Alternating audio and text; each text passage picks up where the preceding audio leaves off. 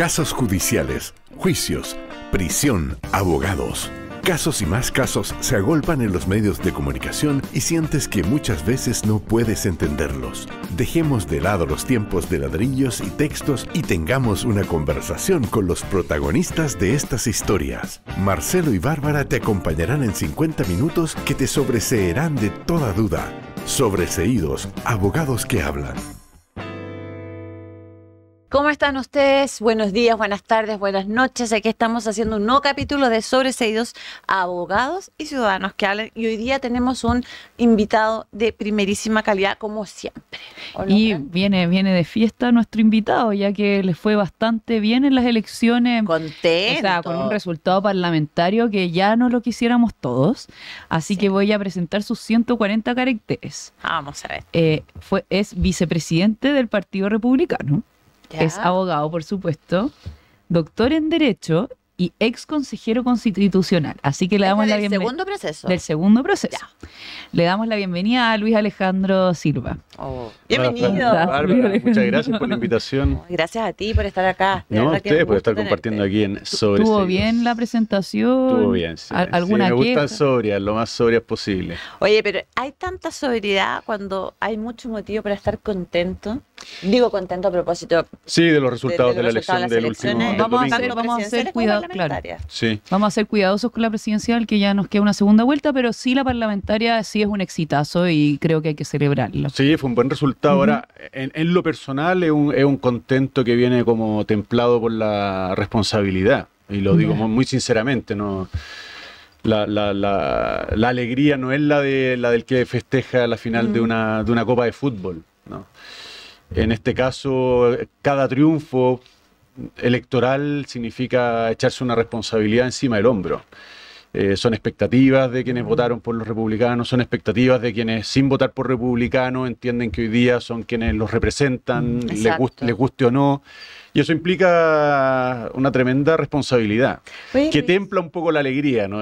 Sí, pero esa responsabilidad también tiene que ver, me imagino yo, con las condiciones si es que llegaran y soy prudente en aquello, a resultar electo un José Antonio Kast.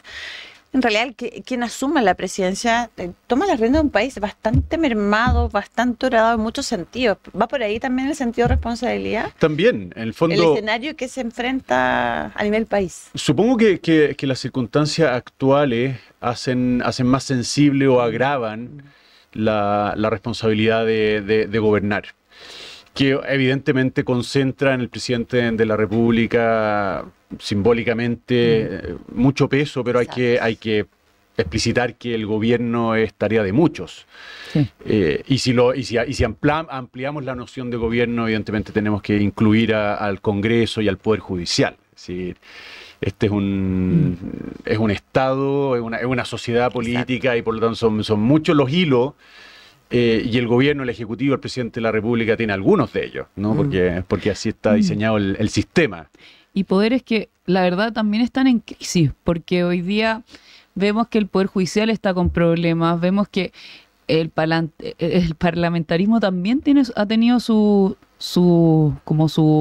dulce de agraz, todo el tema de los diputados desaforados, que no son pocos. ¿Cómo nos enfrentamos a este país en estas condiciones? Porque no solo hay un tema económico-social, sino que hay un tema también político. Sí. Mira, dos ideas que se me ocurren. La primera es que no hay que perder nunca de vista que las instituciones finalmente están vitalizadas por personas. ¿Sí? Son personas las que encarnan el Poder Judicial, personas las que encarnan el Poder Legislativo. Y en ese sentido, digo que es importante no olvidarlo, porque a veces existe la tentación de creer que con un diseño institucional más perfecto, con normas más estudiadas, tú puedes ahorrarte los problemas que implica lo humano. Entiendo. Y que esos es imperfecto. no te los vas a ahorrar nunca. Exacto. No te los vas a ahorrar nunca, y en el fondo hay un ingrediente, ¿no?, que podríamos englobar en esta palabra virtud, que es fundamental. Y hay buenos ejemplos. Creo hoy día que la Dorothy Pérez, la Contralora General, lo ilustra, ¿no? Claro. Y no estamos hablando de la virtud en el sentido como moral, digamos, una virtud republicana, es la virtud de la que hablaba Diego Portales. Perfecto. que hace toda la diferencia, po. Es decir, teníamos un contralor con el mismo presupuesto, con las mismas normas, y parece que, y en contraste con lo que ha sido Dorothy Pérez, parece que dormía, Exacto. ¿no? Es una idea clave, creo yo. Y lo segundo, en este diagnóstico de crisis de las instituciones, una manera de mirar el vaso medio lleno, porque ciertamente el Poder Judicial hoy día ha dado muchos ejemplos que dan pena, muchos de ellos en desarrollo, podríamos decir, el Congreso y el Ejecutivo también, no se salva, no se salva ninguno. Pero al mismo tiempo creo yo que mirando el vaso medio lleno, vemos que hay una reacción del sistema. Es decir, hay jueces que son acusados constitucionalmente y se van. Hay ministros que hacen mal la pega y se van. Hay legisladores que habrían incurrido en alguna falta y son investigados y eventualmente desaforados y eventualmente... ¿Me explico, no? Sí, claro. Que no deja de ser... Gobernaciones Que es como cuando uno se siente mal. Bien, que lata sentirse mal, pero al mismo tiempo sentirse mal es la alarma que el cuerpo te da. Claro. Exacto, es la primera alerta. Para tomar y que medidas. significa que también estás sano. Es decir, cuando la enfermedad avanza sin que se anuncie, eso sí que es un problema.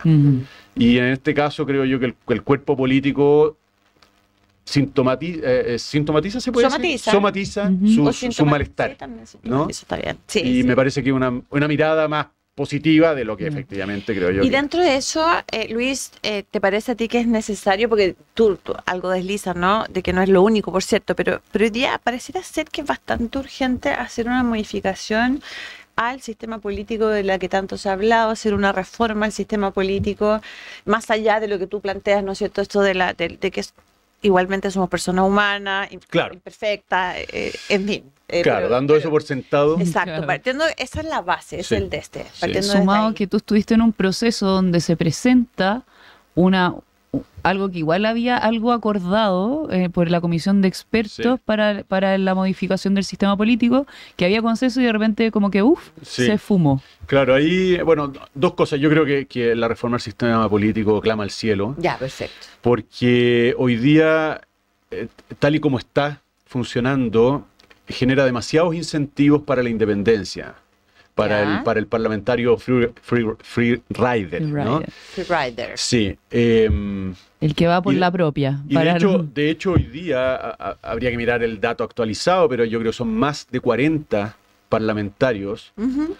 que se autodeclaran independientes. Es decir, que no le responden a nadie, literalmente. Perdona, pero que ingresan primero bajo un cupo, un partido, Claro. bajo una lista y luego Y se mandan cambiar. se van O por su independiente. propio camino. Exactamente, Sí. independientes con el patrocinio de un partido político. Exacto. Perfecto. Y después explicitan su independencia y se desmarcan completamente de cualquier vínculo.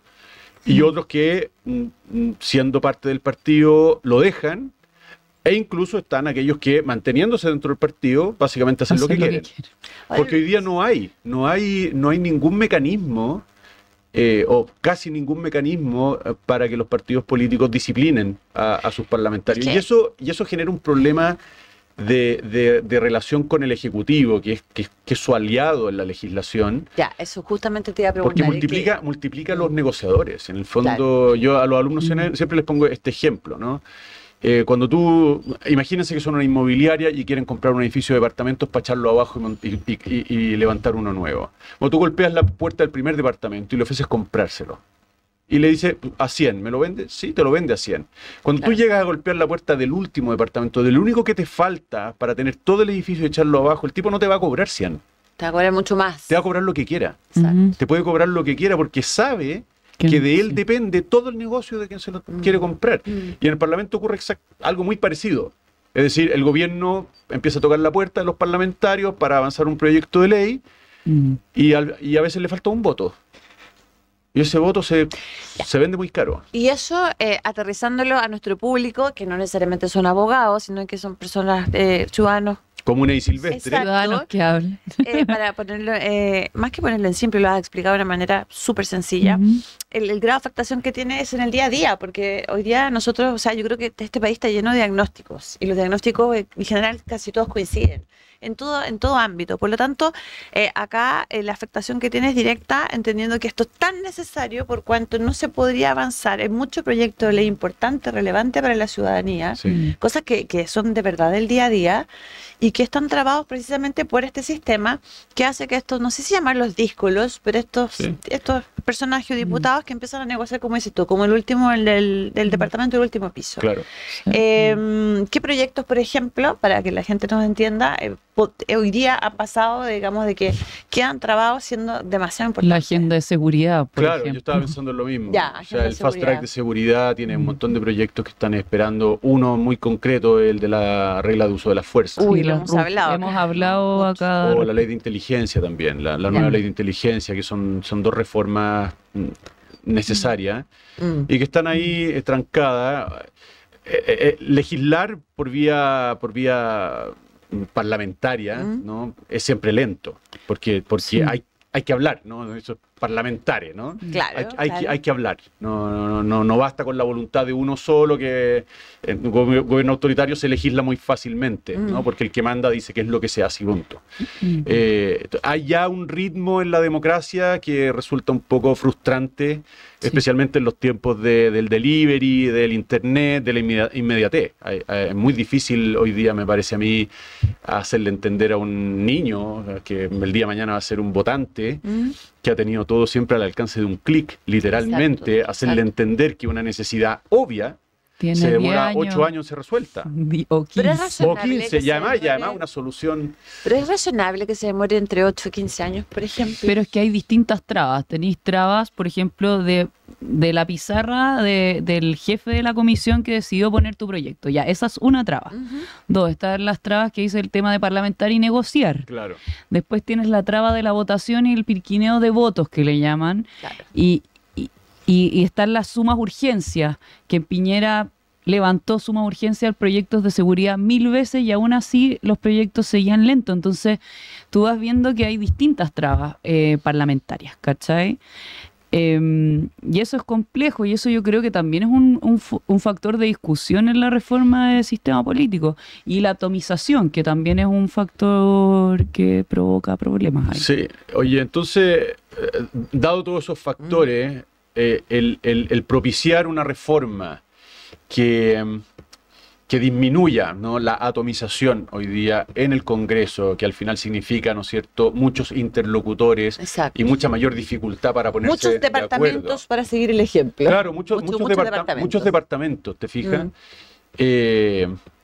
Hay que generar cambios que propicien menos departamentos. Ya, en esos cambios, en el caso del Consejo Constitucional, la comisión experta tenía el umbral del 5%, expulsión del partido, pérdida del escaño. ¿Te parece razonable lo del 5%? Sí, pero me parece insuficiente. Si lo que apuntaba la Fran que ocurrió en el Consejo Constitucional es que nosotros los consejeros al llegar nos encontramos con el acuerdo de la comisión de expertos en el 5%, en las órdenes de partido, en la pérdida del escaño, en la expulsión del parlamentario, medidas que ciertamente apuntan en esa dirección, pero había una que había sido omitida del texto y que es lejos la más eficaz de todas, ¿Cuál? que es el redistritaje, es decir, es volver a mirar, ¿no?, cómo está distribuida, cómo está distribuido el territorio y cuántos escaños por distrito, en este caso, por unidad territorial. Entiendo. Y la idea era bajar el número de diputados, particularmente, bajar el número de diputados, hoy día son 155. La idea era Eran bajarlo. 120. Eso era con la constitución del Exacto. 80, Con el binominal, o ¿no? la constitución antes de la reforma, del 2000, del Eso es de Lago. 2017, no, fue No. Bachelet. Bachelet Sí, fue la que sí. multiplicó los... Sí, Ah. es 2017, es Sí. 2017. Con el 2005 se terminó con los senadores institucionales, entre otras Ya. cosas. Porque ahora en 120, en la constitución Exacto. del 25 eran 150, y con la reforma de la Bachelet del 2017 pasaron a 155.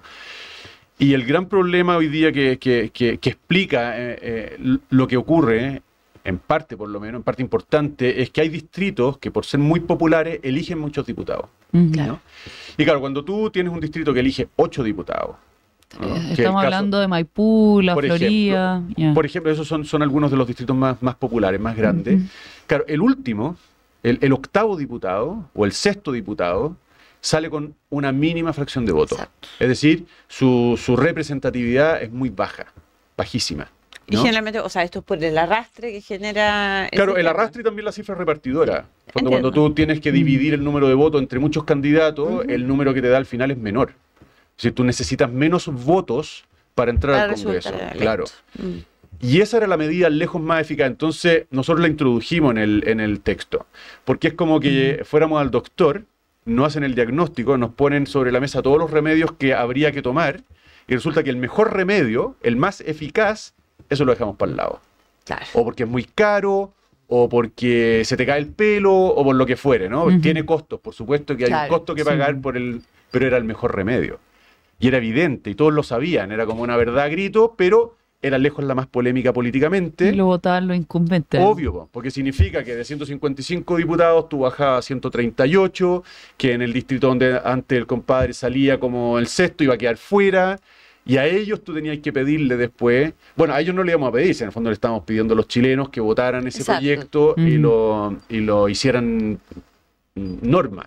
Claro. Pero no ocurrió y obviamente que los partidos políticos, muchos de ellos por lo menos, no tenían ningún interés. Oye, y por las en mismas avanzar en esta razones que dirección. tú señalas, Luis, y que también señala Fran, entonces pareciera ser que es bastante difícil lograr que el Congreso, el nuevo Congreso en este caso, independientemente de quienes lo compongan, en tanto son diputados y tienen intereses propios y personales, estén dispuestos a votar por una reforma de esa naturaleza. Claro, yo creo que lo que... O sea, lamentablemente, o sea, tendríamos que estar en presencia de un eventual proceso constitucional. Claro, espero que no volvamos. como para- Claro, espero que no volvamos Exacto. a enfrentar eso en muchísimo, muchísimo tiempo. Yo creo que la solución hoy día debiera ser un proyecto de reforma constitucional al sistema electoral o de reforma a la legislación electoral, porque la verdad es que en la Constitución hay bastante poco sobre el sistema electoral, pero que entre en vigencia, digamos, en 3 elecciones más. Perfecto. Para que no se definirlo sientan ahora, afectados claro, los que están Para que votando. todos los que están votando toda lo la digan, razón. mira, a mí no me va a afectar. Claro, ¿no? Va a afectar a quien venga. Es decir, pueden legislar con... Y ellos Y que entre en conozcan- vigencia en 15 años más, que es como pasa, por ejemplo, no sé, busca la reforma de pensiones. Es cierto que hay cosas que entraron en vigencia ahora, Sí. pero la plena vigencia de la ley está prevista como para 15 años, no sé cuántos años son, pero son muchos, ¿no? Fíjate Cuando que se agote el... Es súper buena idea porque lo que estamos conversando, si para las personas que los diputados que están que tengan que votar este proyecto hoy día para que entre en rigor aquí y ahora sería pegarse el balazo, entre comillas, y No, perder la no lo van a pega hacer. en buen chileno. No y lo no van a lo hacer. van a hacer. Y el que Entonces, una buena venga solución. va a conocer las reglas del juego nuevas. Exactamente, Exacto. exactamente. Entonces es lo que habría que propiciar, ¿no? Una Claro. reforma electoral que entre en vigencia dentro de, qué sé yo, 8 años. ¿Te fijas? Entonces ningún senador ve en riesgo su periodo, ni la primera reelección, y ningún diputado ve en riesgo tampoco su reelección, ¿no? Inmediata. Eso es tener mucha conciencia de la naturaleza humana. Sí, Claro, pero sí, ellos por votan, supuesto. entonces Sí, también. el otro de una legislar ingenuidad, con- el otro de una Exacto. ingenuidad. Pues hay que ser Y claro, práctico. y yo creo que hay que tomar medidas más drásticas porque lo del 5%, cierto, hoy día están en proceso de disolución 13 partidos políticos. Para allá, justamente, me leíste la mente. Claro, porque- eso me parece a Sí. mí sano, valioso, Ujú. pero así todo, hay muchos vigentes y es relativamente hablando fácil que vuelvan a renacer. Conformar un nuevo Claro. partido. ¿Por qué? Porque los Ese sería requisitos son fácil. relativamente bajos y porque el sistema electoral te premia con escaño con relativa facilidad, por supuesto. Pero no es tan difícil montar un partido político y a la primera, y juntar las firmas y a la primera sacar algunos representantes, ¿no? No es tan difícil, ¿no? Las barreras de entrada no son tan altas. Bueno, ahí hay una pregunta. Tu partido igual es relativamente nuevo, o sea, ustedes también vivieron un proceso, también vivieron una salida, un cisma de gente al PSC y que ahora desapareció y al Partido Nacional Libertario. Claro. Entonces, también, ¿cómo fue ese proceso para ustedes en los Bueno, yo diría que republicanos? está haciendo, es un proceso que está haciendo porque el partido se funda el 2019. Ujú. Desde el 2019 a la fecha han pasado 6 años. Poco tiempo. Sí, y mucha elección entre medio, lo cual ha supuesto un desafío inmenso y también ha postergado de alguna manera la mirada hacia adentro que toda organización necesita para irse consolidando, para El irse, crecimiento para que sea irse puliendo. orgánico, Claro, claro. claro, este ha sido un crecimiento muy distraído Exacto. por las continuas elecciones. Mm. Los procesos que tú señalabas de fuga de militantes hacia Nacional Libertario, hacia Social Cristiano, me parece parte muy natural de un proceso tan temprano todavía, ¿no? De formación, porque la verdad es que 6 años para un partido político me parecen pocos. O sea, 6 y con resultado igual impresionante, o sea, ya tener en segunda vuelta 2 veces a como tu líder político, claro, igual llama la atención. O sea, eso quiere decir que dentro de todo ha sido efectivo la generación del partido de ustedes. Sí, es que yo creo que responde a una necesidad real, ¿no? Responde de verdad al clamor de una buena parte de la ciudadanía que no se estaba viendo representada en particular por la derecha que había. No se sentía representada por, vamos a decirlo así, echaban de menos, y esto es bastante evidente, echaban de menos una derecha que saliera al paso de esa nueva izquierda. No, mucho más atrevida. La derecha valiente. Sí, a mí no me gusta. No, yo nunca he usado esos términos, de hecho, nunca lo he usado porque entiendo que lo que ocurrió fue algo muy natural, es decir, la derecha y la izquierda, desde el 73, digamos, al 2017, crecieron juntas, ¿no? Crecieron juntas en un esquema de muchos sobreentendidos que permitieron una relación bastante colaborativa, podríamos decir, ¿no? Los llamados 30 años, son 30 años de una relación política que hoy día se mira con añoranza, con casi nostalgia. Pero yo sumaría un factor que creo que es clave en esa izquierda y esa derecha antigua, entre comillas, en que ya mi generación pasó a ser la generación de los adultos, entre comillas, y yo nací el año 89. Claro. Entonces ya el pivote, que por mucho tiempo fue los que eran pro el sí y los que eran el pro el no, claro, por así decir, los pro Pinochet y los no Pinochet, sí, ese era como el pivote que movía la política chilena por mucho, mucho tiempo. Y eso ya, o sea, no es que no importa a mi generación, pero creo que ya no es un motor. No es un eje en ningún caso, pero para mí lo más determinante, por lo menos en la superficie, es la irrupción de esta nueva izquierda representada por el Frente Amplio y por el robustecimiento del Partido Comunista. Pero el Partido Comunista no se puede llamar nuevo, ¿no es cierto? No, por supuesto que no. Es de hecho una pieza de museo, pero al lado tiene a este grupo de jóvenes, porque esos son, con algunas excepciones, jóvenes, como la Fran, como... nos ponemos juntos nosotros, en el mismo... ¿Qué mencionar? Que vienen con un discurso muy arrogante, muy prepotente, sí, muy temerario, sí, para el cual la derecha no tenía una respuesta. No había una respuesta para ese... Perdona que te interrumpa, era como una superioridad moral, no solamente moral, sino que además intelectual. Y claro, y era como entre comillas, si queremos hacer la analogía, este hijo adolescente, claro, que llega contestatario y cuyos padres son incapaces de encuadrarlo y un buen chileno hacerle una para carro. Perfecta la imagen. Y eso es lo que faltaba. Eso es lo que faltaba. Y en ese sentido la derecha tradicional, si se quiere, no hizo... Quedó fuera de juego. No hizo ese encuadre. No. Como decía, a ver, un momentito. O sea...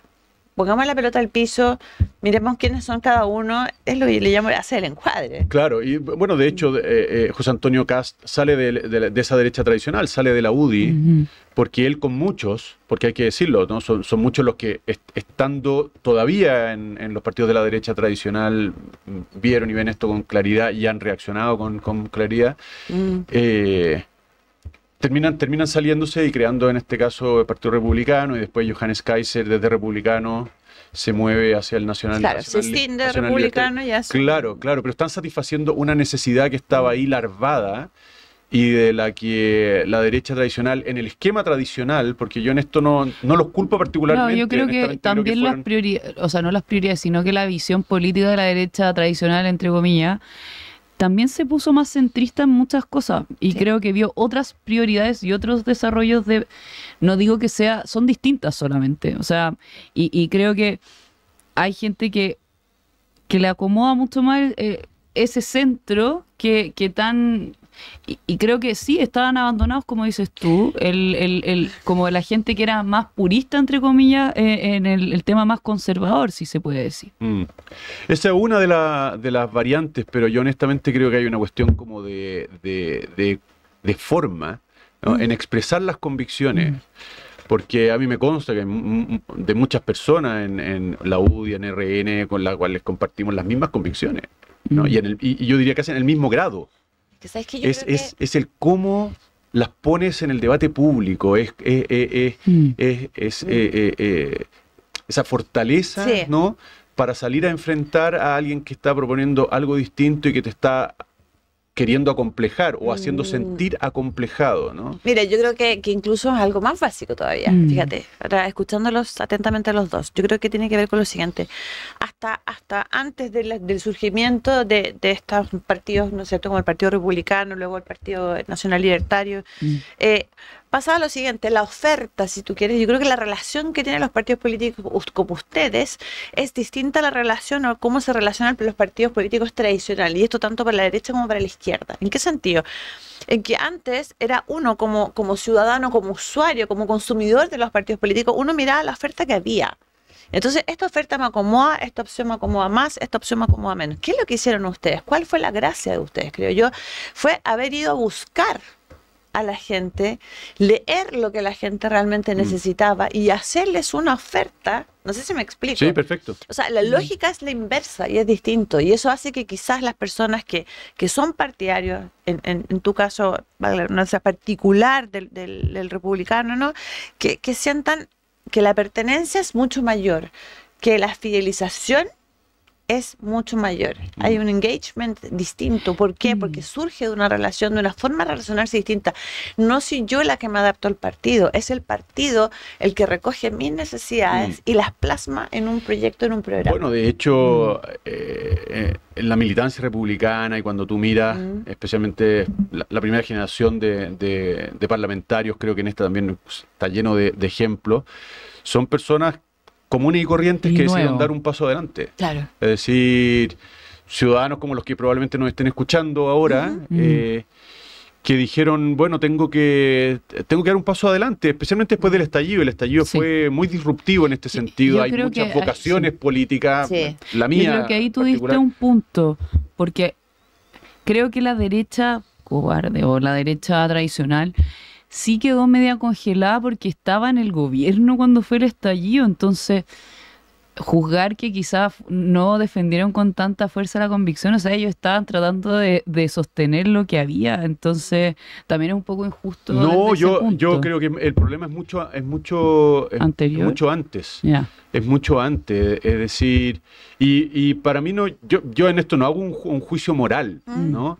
Sino que realmente creo que lo que ocurrió fue una suerte de inercia, ¿no?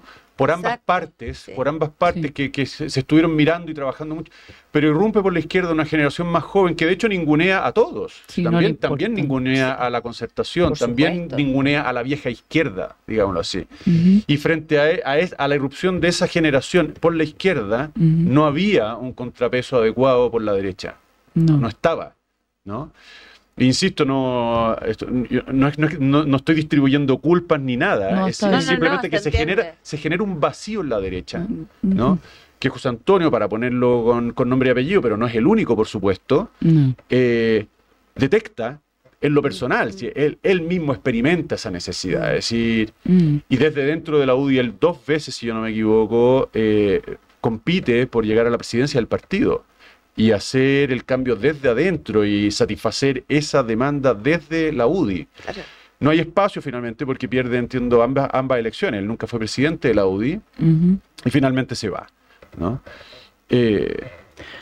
Volviendo al punto del que hablaba, sí, lo conversaba ayer con alguien respecto al tema de las oportunidades en republicanos, que también puede ser eso algo que creo que los partidos tradicionales tienen demasiado atornillados, por así decirlo, o demasiado como enquistada a la misma gente, como que no hay oportunidades. Si no hay flujo, no hay, Sí. No. no hay una, Bueno, eso yo un refresh. creo que eso es un peligro que amenaza a todas las organizaciones, a todas. Es un peligro de todas las organizaciones, es decir, de un canal de televisión, de un club de fútbol, y obviamente para cualquier partido político, de los nuevos también. Claro, en un partido político nuevo, este problema no es invisible, porque todo es nuevo, todas las generaciones son nuevas, el recambio es fácil porque son pocos.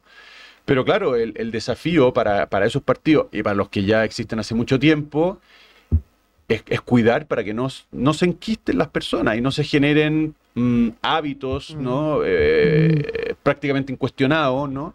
Atávicos, que vayan restándole fuerza al partido, que vayan poniéndole una plancha encima a las nuevas vocaciones, que lo obliguen a reflexionar un poco como pasa en las familias, ¿no es cierto? Los niños chicos muchas veces obligan a los padres a cuestionarse muchas cosas. Sí, como que hay que reconfigurarse. Exactamente, Claro, hay que estarse reconfigurando. Hay que reconfigurarse. Y fíjate, a propósito de reconfiguración, yo quiero llevarlos a un tema, seguimos la misma tónica, pero quizás ya no tanto al pasado, cómo surgen, cómo se rearman estos partidos políticos, sino que ahora un poco lo que se viene.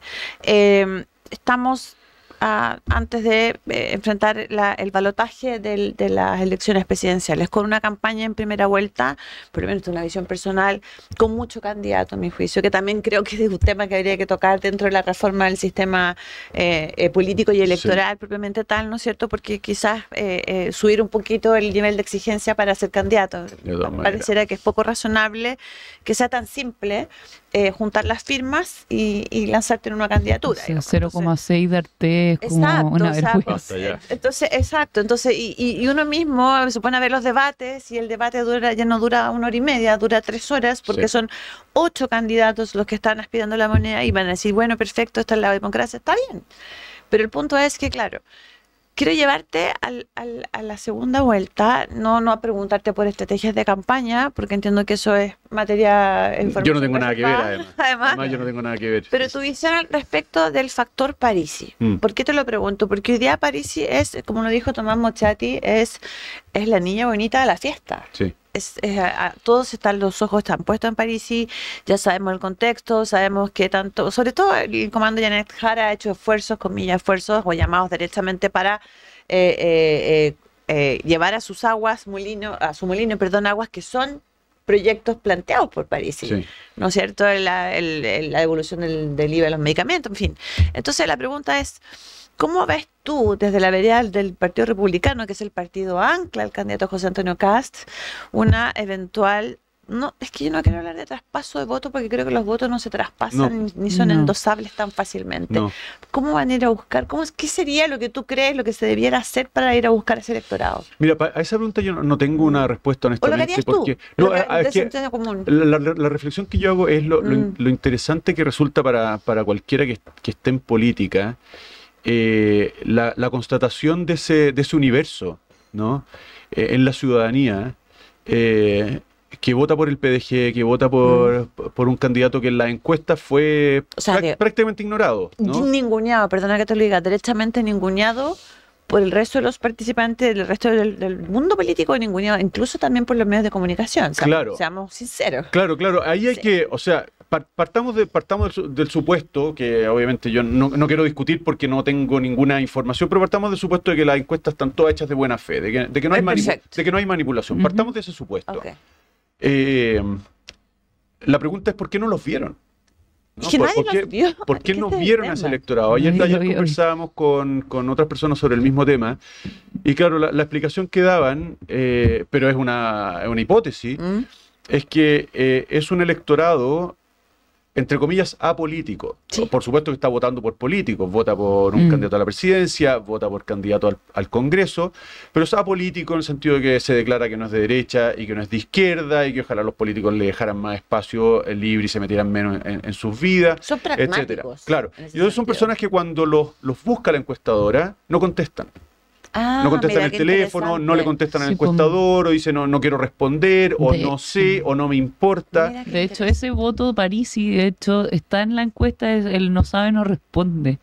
O sea, coinciden las cifras, dices tú. Entre el no sabe, no responde. Es interesante la teoría. Sí, pues evidentemente que ahí me parece a mí que hay un desafío metodológico para los encuestadores. Es decir, creo yo que tendrían que proponerse métodos que les permitan Que se rompan, revelar, que se quiebren claro, la cabeza revelar, pensando cómo hacerlo. descubrir esa intencionalidad que está allí, ¿no? Y de manera importante, o sea, un elefante dentro de la habitación. Hicieron 20%. Claro, el Dios. 20%, y el más cercano, lo comentábamos ayer, fue, ya no me acuerdo si Panel o Pulso, que le dio 18,5, pero 2 días antes de la elección, en encuestas que no se pueden dar a conocer, y tú miras para atrás y miras todas las encuestas y Tenía por 5. poner la Cosa Nostra, que ha sido la que ha estado más en el ojo del huracán, era 4,5. Claro. Le da 4,5 puntos en el 5º lugar.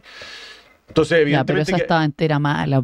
ya lo que quieras, pero Pero generó ruido en su momento, Pero- generó ruido y Franco, perdón que te interrumpe, Franco Parisi tiene un punto cuando él hace esta declaración, ¿no es cierto?, el día domingo, el día de las elecciones en primera vuelta, él dice, o sea, a mí las encuestas me perjudicaron. él O sea, él tenía clarísimos los números reales. Sí. Yo ayer tuve la Sí. oportunidad de conversar con Rodrigo Batuane, el presidente del PDG. Le preguntamos esto y él dijo, "No, y nosotros teníamos clarísimo lo que íbamos a sacar", y por eso nos frustraba tanto claro. el conocer las encuestas del sábado, del domingo, y tener que, entre comillas, dando explicaciones lunes, martes y Sí, miércoles Ujú. de un resultado público que era totalmente distinto al que nosotros manejamos con nuestra encuesta y que probó ser el real. Lo otro que me parece muy interesante de este resultado es el contraste que hay entre la votación obtenida por el PDG y Franco Parisi en regiones versus la Impresionante. metropolitana. Impresionante. Eso es muy notorio. Quizás Es muy notorio. metropolitana y quinta región. No, porque ellos han donde- trabajado en regiones 100% su estrategia. Lo que pasa es que ahí, yo no sé si tú estás de acuerdo y te hago la pregunta, Luis. Yo lo que he escuchado como análisis respecto que explica el fenómeno del por qué Parisi tiene tanto arrastre, sobre todo en el norte de Chile, en regiones, y particularmente en el norte de Chile, sin perjuicio que también creció en comparación al periodo anterior, creció también en el sur, dice relación con lo que estábamos hablando, con la lectura que hace de los votantes. Entonces, ¿qué es el votante más del norte? Son generalmente industria minera, son personas de clase media emergente, si tú quieres, ahí puedes hacer subclasificaciones, pero son personas que en concreto dicen, ¿sabes qué? Nuestra región es la que trabaja duramente, Sí. es la que genera la mayor fuente de ingresos y gran parte de sus ingresos se distribuyen en Santiago y no acá. Claro. ¿Se entiende? Entonces, Sí, perfecto. y Parisi entiende muy bien esa lógica, los lee muy bien Claro. y los representa muy bien.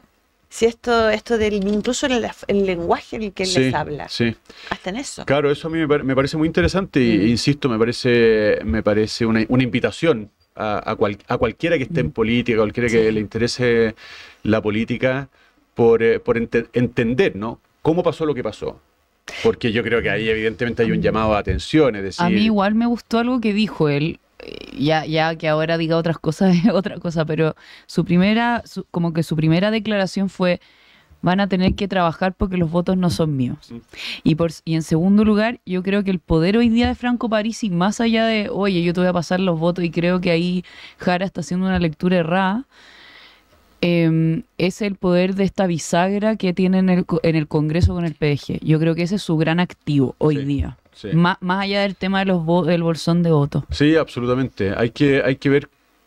Ayer hablábamos, como ya les contaba, con el presidente del PDG, y él mismo decía, mira, nuestra primera experiencia en el Congreso ha significado un montón de elecciones. Sí, claro. Recordemos que ellos llegan el 2021 con 6 Seis. diputados, no quedó ni uno, terminó incorporándose Pamela Giles hacia el final de este periodo. Ahora son 14. Y son tremendamente conscientes de los desafíos como organización, en este caso como partido político, para conservarlo y empezar a aportar como coalición, o sea, como coalición, como conglomerado, quiero decir, como una institución, como un partido, y no como independientes, no como individuos. Tienen ¿no? que consolidarse. Colectivamente, Tienen quiero que, decir. tienen que Claro. consolidarse en ese sentido. Ahí Y tienen un tremendo Desafío. desafío, sí, sí. Y bienvenidos, ¿no? Bienvenidos y... Pero mira, la pregunta es la siguiente. Yo creo que Franco Parisi y el PDG lo que hizo fue, aparte de lo que estamos hablando, ¿no es cierto?, de llegar a regiones como nunca, y quizás sí está al debe la región metropolitana, que es lo que hace que finalmente no sea el que pasa a Claro. segunda vuelta, siendo súper concretos.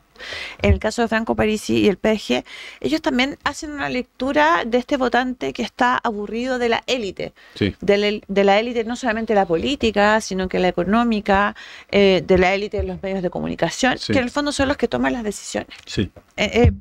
¿Cómo ustedes, y aquí te hablo así como militante del Partido Republicano, como directivo de tu partido, en estos pocos días que quedan, cómo ir a buscar, más que no sé si ir a buscar, pero cómo atraer a esos votantes? Yo creo que ¿Tú crees que ya el Partido Republicano está derribando estas barreras de las élites y llega más como al O sea, ciudadano yo común? honestamente creo que hay unas zonas de convergencia muy grandes Ya. y en puntos sensibles con ese electorado.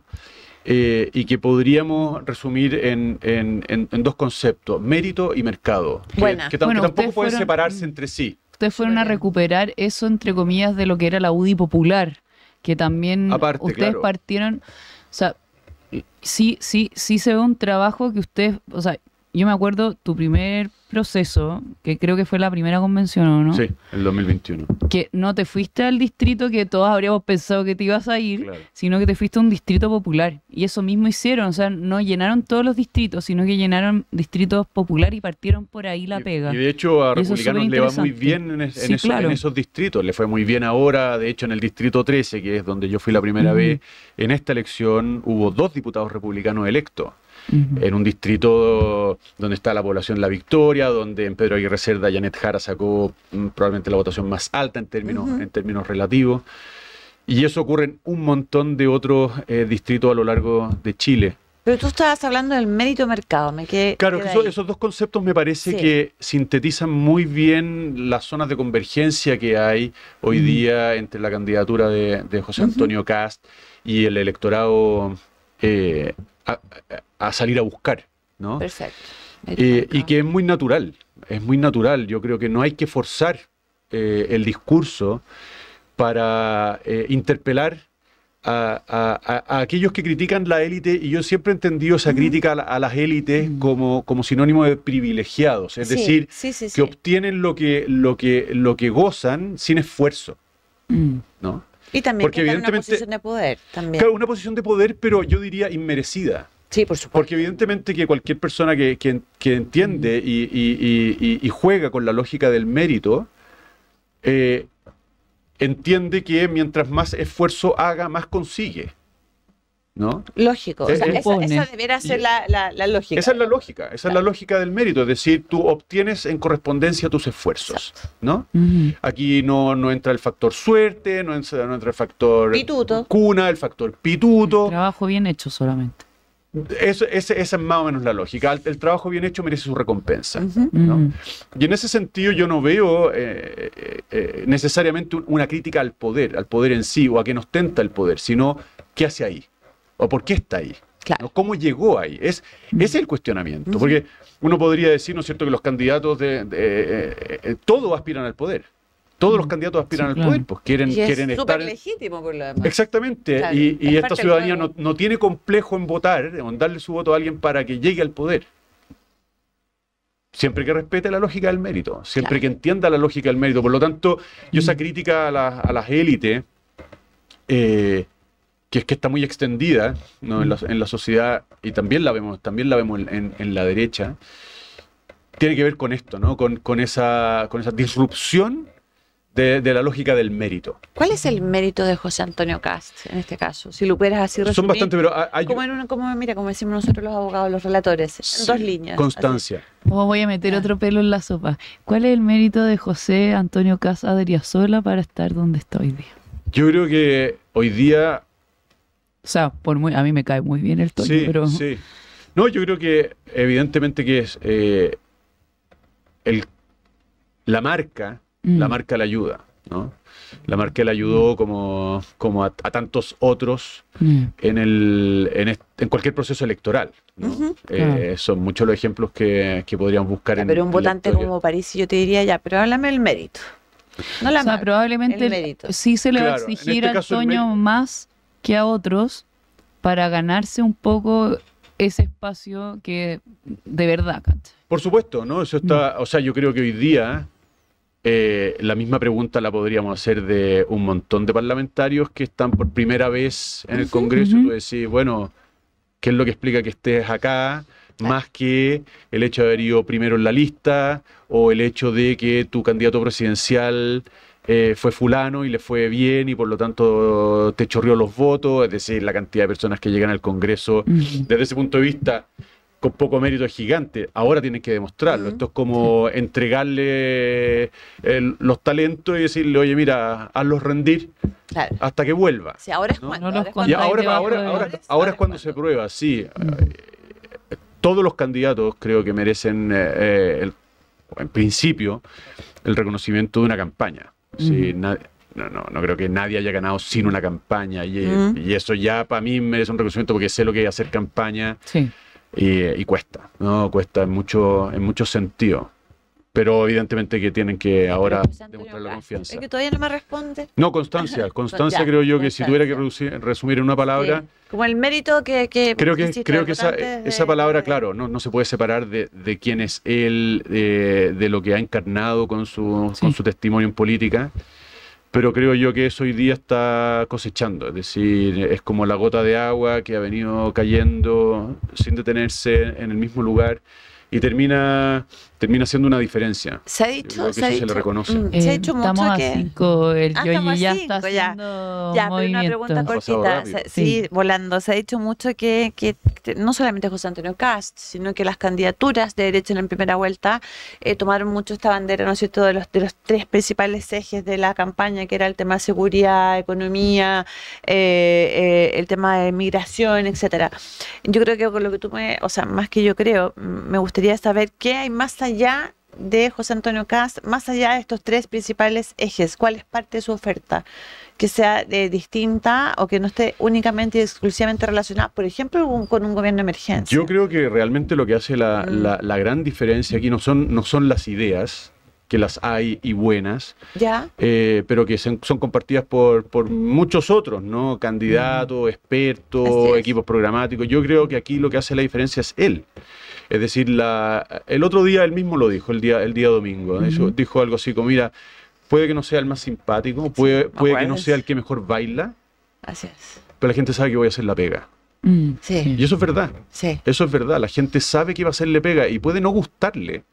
Pero hoy día quieren a alguien que haga la pega. Y Que en ordene la contraste, casa. en contraste con este gobierno, la necesidad es muy sentida. sin Muy duda. sentida. Entonces, al final, honestamente, yo creo que muchas personas no están votando, en primer lugar, por las propuestas que obviamente comparten. Creen que hay que poner control en las fronteras, creen que hay que ponerle mano dura a la delincuencia, creen que hay que usar más inteligencia para el crimen organizado, creen que hay que rebajar impuestos ya. Pero eso, insisto, se comparte con muchas Sí. otras candidaturas, Así se es. compartió con muchas. ¿Qué es lo que hace la diferencia? Su testimonio, ¿no? Que da credibilidad de que realmente va a ser la pega. Yo creo que esa es la gran diferencia. Perfecto. Mira, bueno. Ya vamos con la mejor sección que vamos La a que tener más te 3 gusta. minutos, pero es bacán. Así que vamos a hacer nuestros recomendados o echa a volar tu imaginación o como te guste hacerlo en esta sección. Así que le vamos a preguntar a Luis Alejandro qué quiere recomendar para nuestros sobreseídos oyentes o no sé, eso. Mira, hay un libro que estoy leyendo ahora de un autor chileno que para mí era completamente desconocido y creo que lo es para muchos. Tan desconocido que ahora no me voy a acordar ni el nombre. No importa. Creo que se llama Enrique Rojas, pero ¿Ya? puedo estarme equivocando. Enrique Rojas es un autor español, un psiquiatra español. Claro, no, el padre no Mariano es Enrique Rojas. Rojas, qué vergüenza. No, tranquilo, No que tiene importa, libros, puedes no te preocupes, buscarlo se puede mientras- buscarlo, eso ¿Puedo es una buscarlo? cuestión. Sí. Sí. Pero si esto, mira, esto es como el café que tomamos. Sí, es lo máximo. Este programa no- Pues, querido mío, Déjame así como- buscarlo al tiro. Claro, yo mientras tanto les Sí. cuento. Mira, yo les quiero recomendar una película que se llama Días Perfectos. Es una película que pareciera ser un poquito lenta porque transcurre en Tokio y el personaje principal es un señor ya de una edad madura, digamos, no de adulto mayor, pero una persona madura, un hombre maduro, que trabaja limpiando baños. Entonces, la película tiene la magia y la gracia de que primero te muestra gran parte de la realidad de la vida en Japón, de cómo viven los japoneses, impresionante. Pero el mensaje que apunta la película es la simpleza de la vida. son de ese tipo de películas que te dejan pensando, ¿me entiendes? Que tú dices, ya, a lo mejor no es la gran historia, la trama, no, es precisamente poner el foco en tu día a día, porque a través de este personaje va mostrando cómo el observar a un niño, por ejemplo, haciendo la pega, él ahí limpiando el baño, empieza a encantarse con la magia. Y te deja un buen sabor, es una película que te deja con un buen sabor. Te deja un muy buen sabor, así que la recomiendo, la pueden ver por Amazon, creo que hay que pagar algo, pero es una muy buena película. Oye, Como aquí para tengo reflexionar. Enrique estaba bien, Enrique Bunster. Ah, mira, Ya. Enrique Bunster, que es un autor chileno que falleció en los años 70, un poquito antes. Es una suerte de cronista. Particularmente estoy leyendo un libro muy cortito que se llama Mar del Sur, porque han ido reimprimiendo su obra. Yo no sé si además alcanzó a publicarla toda. Pero muy, muy interesante. En este caso el libro se llama Mar del Sur y lo que hace es seleccionar un montón de anécdotas o episodios relacionados con el mar chileno. Muy curioso algunos de ellos, Mira, muy bien escritos, anecdóticos, bien entretenidos. Y digo, como para ampliar el repertorio de los autores locales a uno que para mí era completamente ignorado, al punto de que ya me vieron anunciando su apellido. Enrique Bunster, Mar del Sur, ese es uno de los libros recientemente publicados. Muchas gracias. Vamos a tomar nota y la recomendación. Sí. Yo que me vengo cayendo, segundos, ya que el ya me está ahorcando. El encanto del champán, una película supuestamente navideña, pero no es navideña, así que de romance, francesa gringa, interesante. Y este jueves salieron las entradas al musical, o sea, hoy día salieron las entradas a la venta del musical Anastasia de la Corporación Cultural de Vitacura en Casas de Lomata ahora en diciembre. Así mucho eso. éxito. Así éxito. Que escúchenos. Sí, síganos, evalúenos también. Nosotros, bueno, tú lo sabes, como hombre de medios también de comunicación, ahí que su evaluación es como casi su propina, es mi sueldo. Sí. Así que denos ahí likes, sigan, compartan y te agradecemos mucho, querido Luis, haberte tenido en este programa. Así que esperen el próximo programa de Sobreseídos, Abogados y Ciudadanos que hablan. Chao, chao. Que estén muy bien. Gracias. Casos judiciales, juicios, prisión, abogados. Casos y más casos se agolpan en los medios de comunicación y sientes que muchas veces no puedes entenderlos. Dejemos de lado los tiempos de ladrillos y textos y tengamos una conversación con los protagonistas de estas historias. Marcelo y Bárbara te acompañarán en 50 minutos que te sobreseerán de toda duda. Sobreseídos, abogados que hablan.